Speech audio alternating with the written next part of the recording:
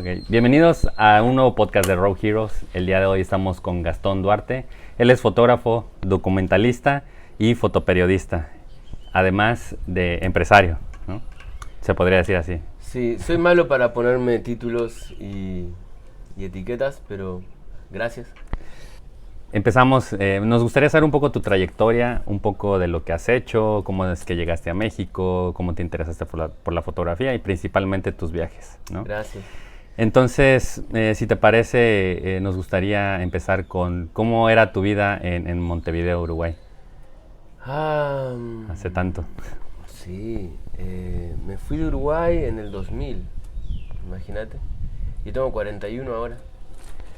Y me fui por interés, no porque la estuviera pasando mal. Me fui porque quería más mundo. Uh-huh. Como en el 2002 o 2001, por esas fechas hubo una crisis muy grande económica en Uruguay y mucha gente se iba. Así que bueno, un amigo que andaba allá en Europa, me acuerdo que me mandó 1.000 euros y me fui nos encontramos en Barcelona, de ahí fuimos a Andorra y ahí empezó un viaje. En el 2002 fue eso. Sí. Perfecto. Y como mexicano, una pregunta, ¿cómo nos ven los uruguayos? ¿O cómo era en ese tiempo que veían a los mexicanos o a México? A ver... no, como... Te digo, yo andaba en plenitud y si bien me encanta la geografía y siempre miraba hacia afuera, a ver, déjame pensar, porque nunca... Bueno, por ejemplo, algo que me llamó mucho la atención fue cuando, como a los 17, leí a Castaneda, a Don Juan Matus, uh-huh, y todo ese misticismo universal, prehispánico. Me acuerdo que era muy atractivo eso, ¿no? sí. A ver qué más. Ah, y luego, obviamente, todos veíamos el Chavo del Ocho. O sea, volvíamos de la escuela y estaba Claro. ahí el Chavo del Ocho. Entonces, frases como se me chispoteó y todas esas las bromeábamos con eso, ¿no? Uh-huh. Bromeábamos con eso. Creo que en toda Sudamérica estuvo muy presente esa Muy presente. Chavo del Ocho, ¿no? Chavo del Ocho. Incluso vas a Brasil, me acuerdo, y iba de niño a Brasil y se llamaba Chávez. Chávez, Chávez, Chávez. Ese es el Chavo del Ocho. El Chavo del Ocho. Sí, y bueno, después estaba leyendo tu biografía y hay algo bien interesante, que en el año 2000 te fuiste a la segunda intifada, ¿no? Ah, sí, en Palestina. ¿Y cómo es eso, tú fuiste en calidad de reportero? No. En realidad había paz cuando llegué. Y Okay. me fui a Egipto con amigos. De ahí, después de haber estado recorriendo un poco Israel y Palestina. Y cuando regresé, navegamos el Nilo, ya sabes, Un poco conociendo el lugar. conociendo de turista. Y yo quería seguir hacia Libia, me acuerdo. Uh-huh. Pero como ya había estado en Israel, no te permitían. No sé cómo será ahora. Supongo que cambia todo el tiempo las leyes de migración en esos países que están en conflicto continuo, ¿viste? Sí. Y entonces fuimos a Jordania y cuando regreso había empezado la intifada, que es como la revolución, la revuelta, el desconformismo. Entonces, Entre palestinos e israelíes, ¿no? Uh-huh. Y cuando, por ejemplo, estás en Belén, que es un pueblo maravilloso, de gente contenta. Me hizo mucho acordar a Latinoamérica, los pueblos palestinos. En cambio Israel tiene más una energía europea, ¿no? Un poco más sobradora. Claro, yo conozco el juicio de 20 años. Hoy lo vería completamente distinto, me imagino, pero Claro. yo juzgaba más. Me acuerdo que incluso decía que nunca me hicieron sentir más extranjero que en Israel, en Tel Aviv, por ejemplo, ¿no? Uh-huh. No me hicieron sentir muy cómodo. Me parece el resto del mundo que generalmente siempre te hace sentir bien. Entonces, nada, ver los tanques arriba de las calles donde veías antes a la gente jugar, ¿no? Fue re duro para mí. Y me imagino que se siente ese como aislamiento, ¿no? De Israel frente a sus vecinos, ¿no?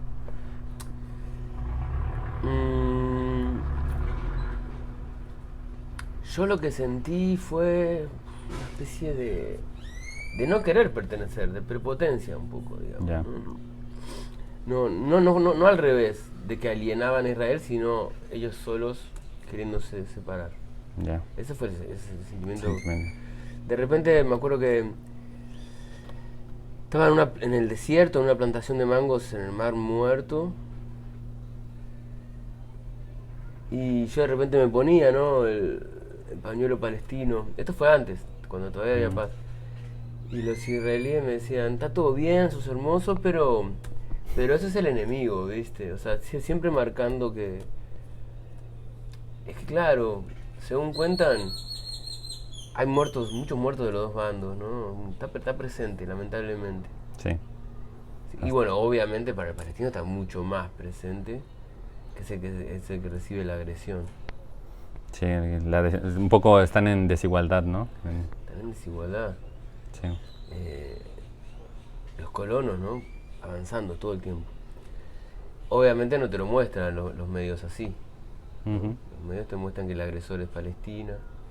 Y en realidad, lo mismo pasa en Cuba, yo creo. Este es un tema muy político, ¿no? Pero Sí. yo creo que los grandes responsables son los políticos palestinos. Como en aquella época era Arafat, era responsable porque sale ganando la política de la guerra siempre, ¿no?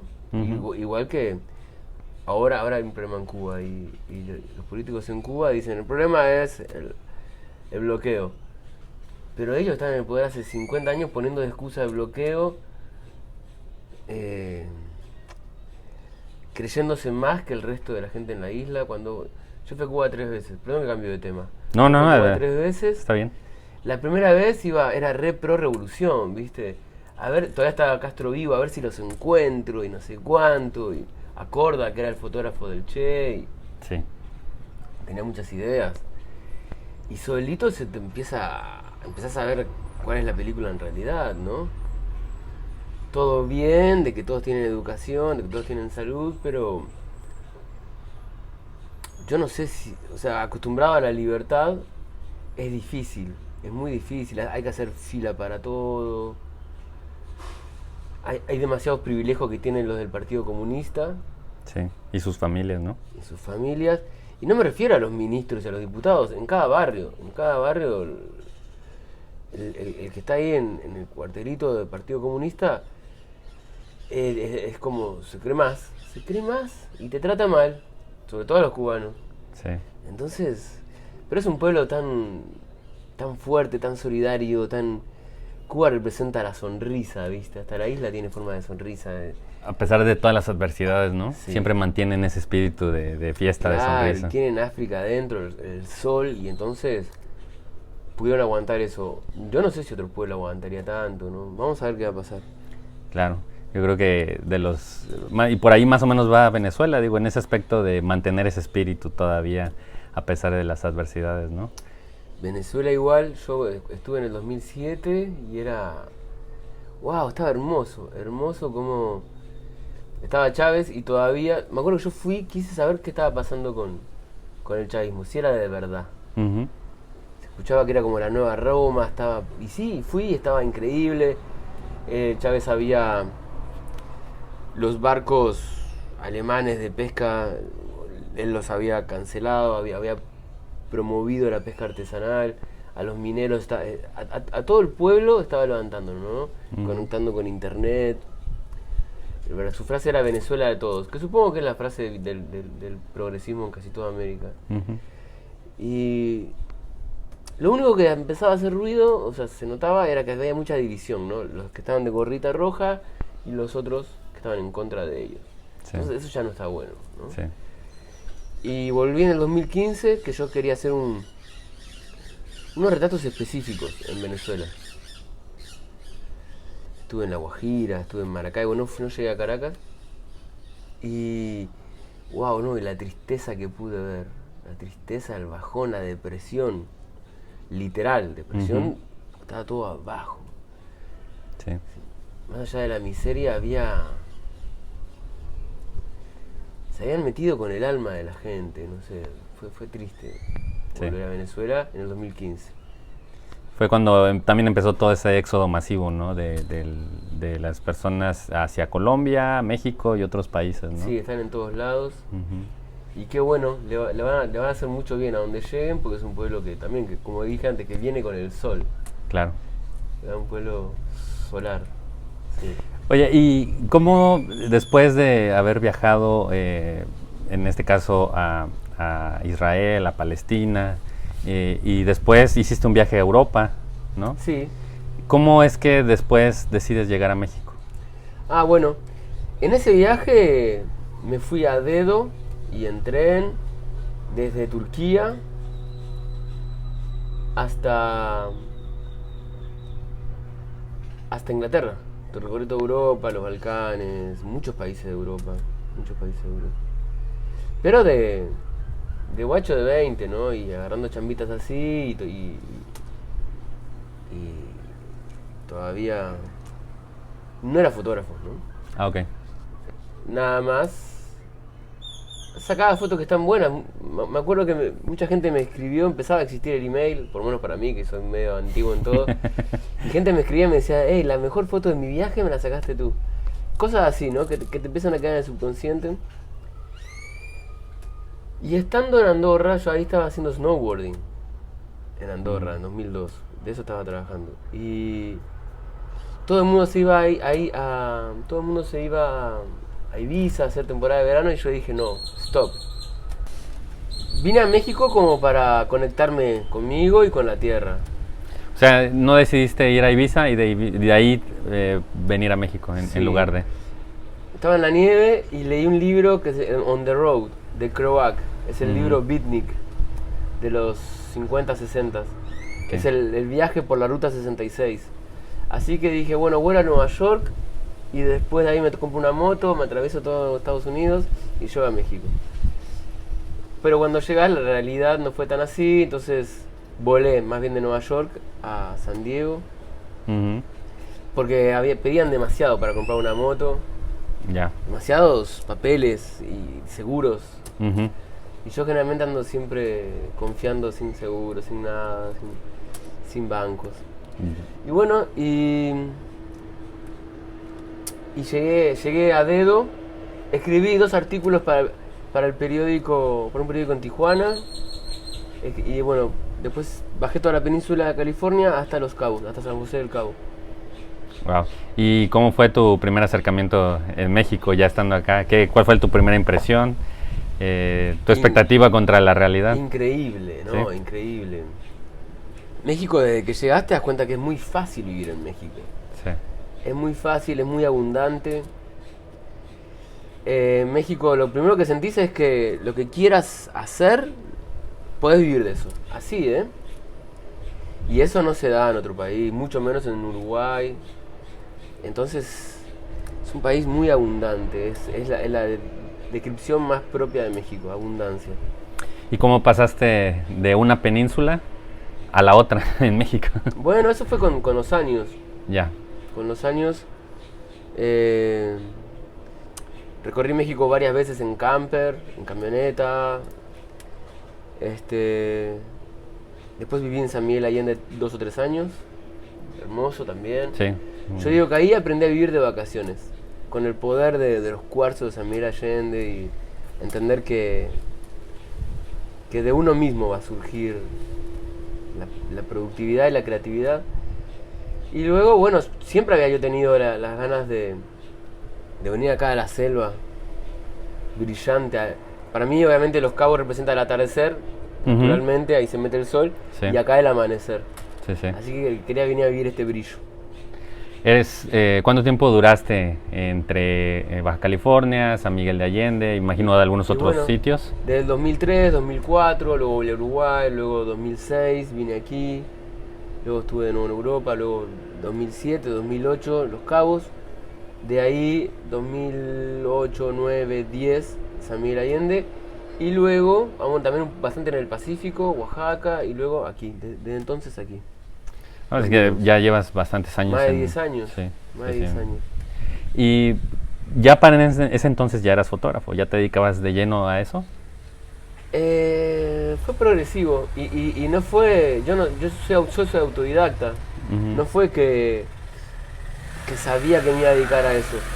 Lo hice porque vi que a la gente le gustaba y me era fácil vivir de esto, entonces adelante, ¿no? La vida te fue llevando por ese camino, ¿no? Sí. Y después, bueno, ya instalado acá, haces también otros viajes, ¿no? Y te conviertes de cierta manera y tal vez sin quererlo en fotógrafo documentalista, ¿no? Claro, por ejemplo, San Miguel Allende, el trabajo que hacía era de arquitectura, interiorismo, muchas mansiones. Entonces está bueno ese trabajo, muy fácil, Sí. pero yo quería mucho más. Pero en San Miguel empecé también a exponer en galerías, ¿verdad? Sí. Que es un muy buen ambiente ahí para exponer, ¿no? Es muy lindo Sí. ambiente, muy relajado, muy claro, muy... No sé cómo estará ahora. He oído noticias de que tiene igual que acá, ¿no? Sí, De que, sí, yo también he escuchado. de que están llegando estos darkies. Sí, Vamos a tener que hacer algo con eso. sí. Pero sí, está re buena, muy festivo San Miguel Allende, muy festivo. Así como lo percibe la gente, así es. Ujú. Y también hay mucha tradición. Me encantaba subir a los barrios del maíz y la celebración de los locos. Es hermoso, hermoso. Hace una representación que está muy buena, que iba a escribir sobre eso, no lo dice al final. Ujú. Entonces una guerra, los colonizadores españoles contra los nativos, aborígenes, otomíes. Pero en esta guerra, que se hace un fin de semana, ganan los mexicanos. Sacan cagando a los que están representando de españoles. Entonces está hermoso, es maravilloso, es un acto psicomágico, ¿verdad? Sí, sí. Sí. Y hay muchas fiestas en México, en otros lugares, que son representativas de ese estilo, donde los mexicanos finalmente logran oponerse, ¿no? al yugo español. ¿Hay más? Hay más, sí, sí, sí. En Por ejemplo, Oaxaca. en Chiapas hay un combate naval también, que lo hacen en un río, pero es una representación de eso mismo. Qué bueno. Ujú. Ay, tengo que ir. Sí, y en otros lugares que también sé que son historias similares, ¿no? Y bueno, aprovechando esto que tú tienes experiencia en el documentalismo, y ahorita nos vamos a meter un poquito más en eso. Dale. Si alguien quisiera dedicarse, haz de cuenta, si yo digo yo no sé nada, Sí. quisiera empezar en eso, ¿cuáles serían tus recomendaciones?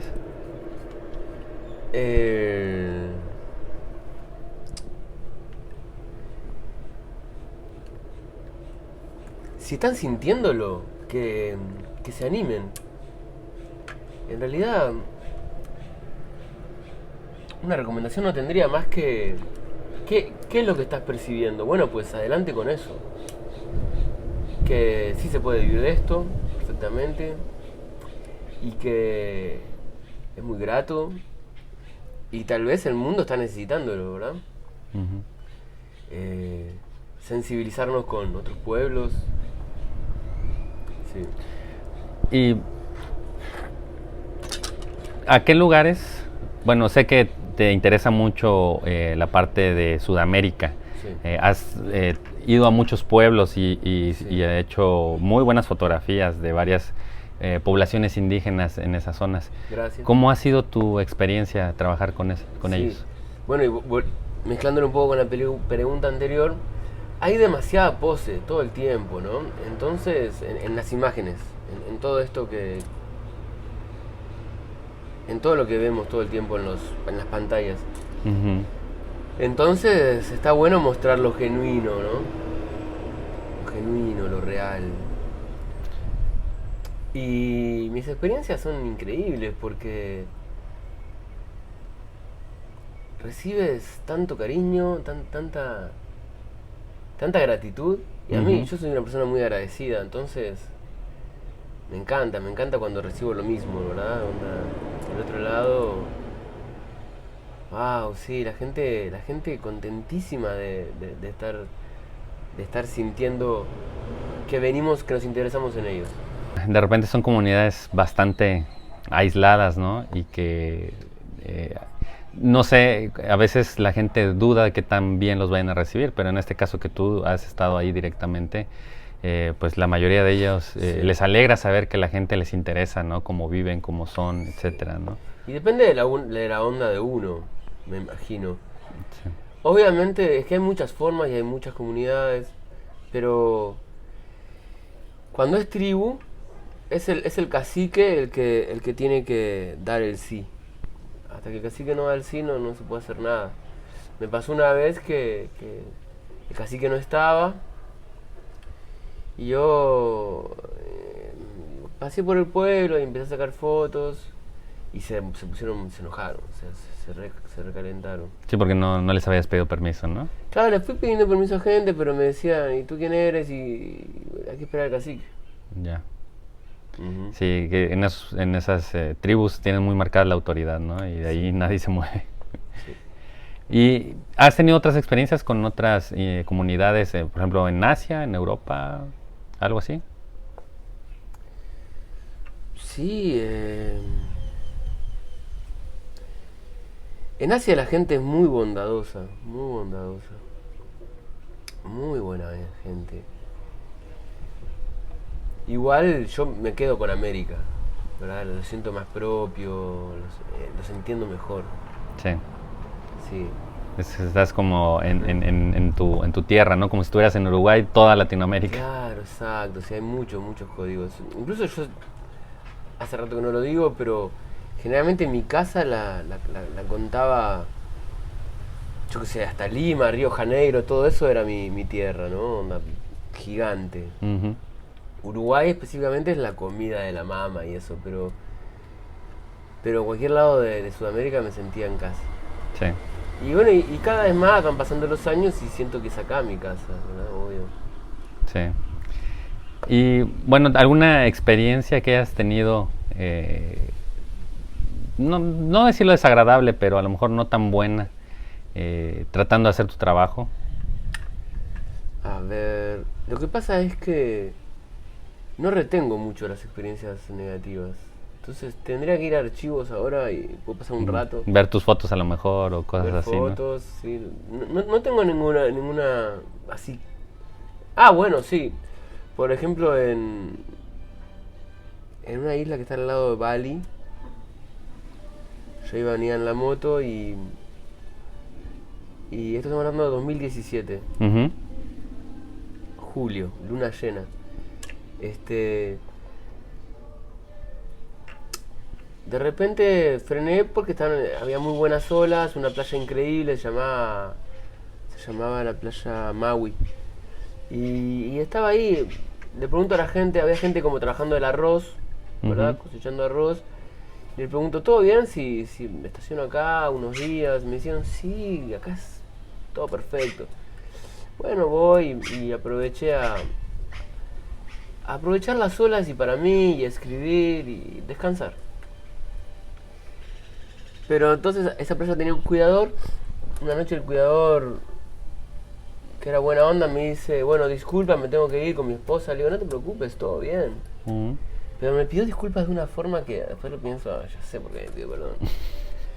Y en la mitad de la noche entran dos con fierros a mi carpa, así, me rompen la carpa con fierros. Y, y yo le decía, hey, paz. Y ellos, sí. Y se llevaron a varias cosas, por suerte pude esconder mi cámara, mi dinero, la escondí todo, Ujú. abajo de mi pie. Sí. Y se llevaron poquita cosa. Entonces llegó la policía. Yo no quería tanta, yo decía, bueno, ya está hecho. Pero llegó la policía, que la comisaría, dormía ahí esa noche, igual que se me sentía mal, fue traumático, ¿viste? Ujú. Por varios días, por varias noches, me despertaba pensando que, mira el pajarito de me despertaba pensando que me iban a levantar a fierrazos, ¿no? Sí. Muy cerquita de que me rompieran la cabeza. Bueno, y de día, amaneciendo, estoy en la calle, parado en la calle, procesando todo lo sucedido, y viene la policía y viene con mis cosas. Habían recuperado todo. Ah. Y bueno, entonces después nos llevaron a mí y a los mismos dos chorros que ahí estaban, nos llevaron al centro de la isla a hacer la declaración, ¿verdad? Pero bueno, ese fue un episodio feo, por ejemplo. ¿Tú estás de acuerdo? Lo escuché de alguien más, que cuando uno inicia viajando, a lo mejor cuando uno es un poco más joven, un buen comienzo podría ser empezar a viajar por Asia antes que Europa, porque sobre todo yo creo que de este lado la intención inicial es, bueno, ir a Europa como el viaje más cercano, pero por cuestión de dinero, experiencias, yo escuché a una persona que dijo que Asia vendría bien conocerlo primero antes que Europa. ¿Tú coincides o no? Bueno, para principiantes de repente sí, posiblemente sí. En realidad, a mí me da lo mismo, porque yo puedo vivir en Europa como si estuviera en Asia, ¿entendés? No voy a ir a los lugares, al circuito turístico. Entonces para mí, yo puedo hacer un viaje por Europa, por los montes de Galicia, o por los cerros de Portugal, o en Irlanda con pescadores. Eso es lo que me interesa a mí. Sí. Pero volviendo al que comienza a viajar, sí, por supuesto. Vayan a Asia. En Asia cuesta 2 pesos. Y también aléjense del circuito donde van todos los alemanes y todos los ingleses y toda la fiesta. Se pueden juntar con la cultura asiática de verdad, ¿no? ¿Verdad? Uh-huh. Generalmente hay lugares de moda y 3 islas más allá. Por ejemplo, hoy le hablaba con unos amigos. En Malasia tenés unas islas paradisíacas a los que no va nadie. Bueno, llegan exploradores sudamericanos, pero no llegan los europeos. Entonces es hermosa la vida ahí. Hermosa, limpia, económica, sin fiesta. Sí. Y Asia es una buena opción, sí. Sí, creo que es lo que tú dices, ¿no? Los viajes te van dando experiencia y esa experiencia te hace ahorrar mucho dinero y enfocarte en lo que realmente te gusta a ti vivir en esos viajes. Claro, ¿no? Ahorrás energía, ahorrás tiempo, igual le errás. Yo ahora cuando volé a Asia, me pasé un mes en Bali y nunca más lo haría, ni siquiera tocaría Bali. En Indonesia hay tantos lugares infinitos. Infinitos, y te reciben con halagos. Hay reinos, te reciben como un visitante súper especial. Y en Bali no, en Bali, como todo lugar turístico, de acuerdo a la cantidad de dinero que traigas, te van a recibir mejor o peor, ¿no? Sí. Pero aún así Bali sigue siendo barato en comparación con... Sí, económico sí, pero me refiero a lo que es la experiencia. Uh-huh, sí, sí. Lo que tiene Bali increíble es que es hindú en un país musulmán. Sí. Entonces es re místico, Bali. Sí. Y hay buenas olas también. Tú cuando viajas me imagino que tratas de hacerlo de la manera más ligera posible, ¿no? Y me llama mucho la atención porque al ser fotógrafo quizás resulta complicado. Podría o no, ¿no? No. Por el equipo y... Ahora en la época digital es mucho más liviano. Uh-huh. Mucho más liviano. Antes las cámaras eran un tanque de guerra pesado. Igual yo ahora, gracias a Dios, estoy usando... mi cámara digital ahora es la que se parece más a los analógicos. Estoy contento, muy robusta. Sí, me gusta. Sí. Ruda. Es ruda. Sí. La Mark II es fuerte. Así que estoy contento. Canon. Y es Canon. Y aparte es... rango dinámico no es alto, es contrastada. Me gusta muchísimo esa cámara. Pero una vez me encontré en Amazonas con un mexicano que venía con una... ¿Qué era? Una de formato medio. Él sí tenía que cargar un maletín como de 50 kilos y otro de 30. Pero claro, cada foto era... Cada foto que él hacía le tomaba como 20, 30 minutos hacer una foto. No sé bien cuál era su plan. Pero bueno, pero también es una delicia viajar de esa forma. Pero ya no es necesario. Ahora pero siento que a veces es demasiado dedicarle tiempo, esfuerzo, ¿no? Siento que a veces podrías, como tú dices, con una cámara y te la vas resolviendo en el camino cómo sacar lo que tú quieres con eso que tienes, ¿no? Sí, esta época te permite que no necesitas, incluso con el teléfono, como esta entrevista, ¿verdad? Ujú. Antes capaz que para hacer documentales o algo se necesitaba mucho más equipo, ahora se hace con lo que hay, el formato que hay, todo, y luego los medios donde se reproducen es Instagram, es una cámara, es una pantalla así que todo se Sí, logra. sí, sí. Depende de lo que desees, ¿verdad? Sí, y dónde lo vayas a exponer o a Sí. utilizar, ¿no? A mí me interesa imprimir en gran formato, así que sí, mi cámara tiene que tener esa resolución. Sí, Pero mucha gente que se preocupa por su resolución de su cámara, en realidad no debería de preocuparle eso, otras cosas. sí, Otras cosas, hay que pensar bien qué es lo que uno quiere para tener esas herramientas. Porque sí, si lo que querés es generalmente por internet o fotos de tamaño normal, no necesitas una cámara de 30 megapíxeles, obvio que exacto. no. Sí, sí. Sobre todo en los formatos de redes sociales, pues aunque tengas una foto de una resolución muy amplia, la va a terminar reduciendo al Sí, formato, sí, ¿no? exacto. Entonces desperdicias todo el potencial de tu cámara. Sí, sí, sí. Oye, ¿y cuál ha sido para ti algo que consideres como tu máximo logro hasta el día de hoy? Ya sea en la fotografía o en la vida, no Sí. importa. Lía, mi hija. Bien.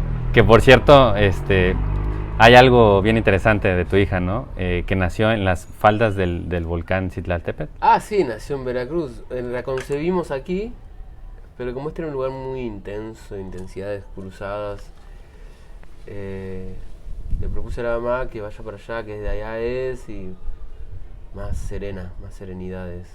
Sí, O sea que es veracruzana también. sí, es veracruzana. Qué bien. ¿Y ahorita qué edad tiene? 9. Wow, o sea, casi el mismo tiempo que llevas acá. Sí, claro, porque yo en realidad llegué aquí con la intención de cruzar a África, de viajar a África, y era un viaje que yo sentía que tal vez no saliera yo nunca de África. Pensaba que ahí me iba a quedar toda la vida. Y bueno, llegó el día y cambiaron los planes. Ya. ¿Y ese viaje a África ya lo hiciste o piensas hacerlo? No, sí, pienso hacerlo, sí, pienso hacerlo.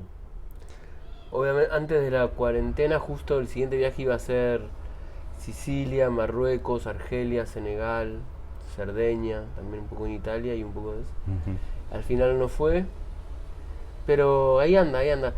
Ahora, la verdad que no ando pensando mucho en viajes porque está todo este tema que no me motiva. La verdad que no me motiva lo cerrado que están las políticas. No me preocupa el COVID, me preocupa las políticas que están tomando los países.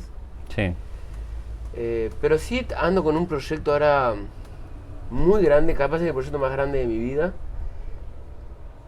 que espero que se materialice en estas semanas. ok. Es lo que estaba haciendo cuando viniste. Viste que te dije, déjame que termino de escribir unas cosas Sí, sí. y te abro. Sí, sí. Pues ya nos enteraremos en su momento Ya se van a enterar, claro. Va a de ser qué es hermoso, exactamente. hermoso. Oye, y por ejemplo, si alguien te quisiera contactar para, no sé, para hacerte una consulta, para contratarte, etcétera, etcétera, ¿cómo es la mejor forma? Y me contactan por Instagram, Facebook. ¿Cómo te encuentran ahí en tus redes sociales? Gastón B. Duarte. Gastón Beduarte. Gastón B. Duarte. Ok. Instagram, Facebook, página web, que todavía estoy bajando la linda. Ok. Sí. Y la página igual, gastonbeduarte.com. GastónBeduarte.com. Perfecto. Y ya para cerrar esta entrevista, que la verdad es que hay muchas otras cosas que podemos ir abarcando más adelante. Me gustaría que dijeras una frase o en una simple oración, ¿cómo te gustaría que la gente recordara cuando ya no estuvieras? Wow.